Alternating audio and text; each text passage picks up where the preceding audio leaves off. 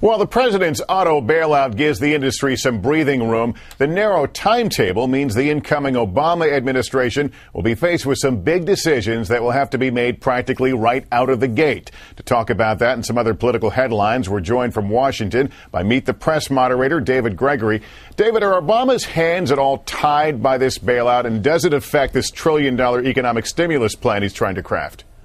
Well, it's not likely to affect the stimulus plan, but it certainly forces him to get into the details of this bridge loan to the big three very quickly and really get into the details of how the administration that he's put together is going to restructure these companies in order to make them viable going forward. March 31st, 2009, that's the important date.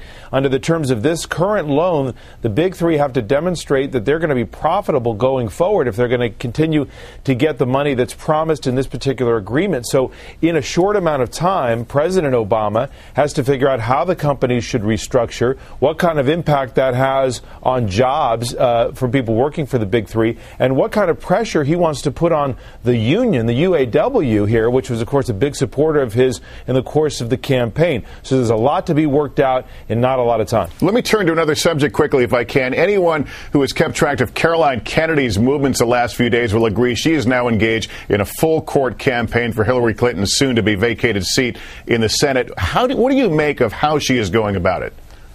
Well, she's going about it rather gingerly. On the inside track, she's working the top politicians and money people with great effect, leveraging the power of her name and her political connections within the establishment in New York and in Washington with her uncle, Senator Ted Kennedy, of course. What's interesting, though, in terms of revealing her own public views, she's doing it in a rather unorthodox way so far. Just today, giving 2 interviews via a spokesman to Politico.com and to the New York Times, offering a kind of platform for her views, but not sitting down for an actual interview. She came out, for instance, for gay marriage rights, but then was rather reserved on some other questions having to do with the war in Iraq, for instance. So her views mostly in line with the congressional delegation, although taking a different view on gay marriage than Senator Clinton, whose seat, of course, she wants to take. So she's developing her views that are rather undeveloped. A lot of people seeing in her initial forays the signs of a political novice, which she is. The question is, can she persuade New York's governor to give her the nod at this point? All right, you've got a big interview on Meet the Press tomorrow. Tell us about it.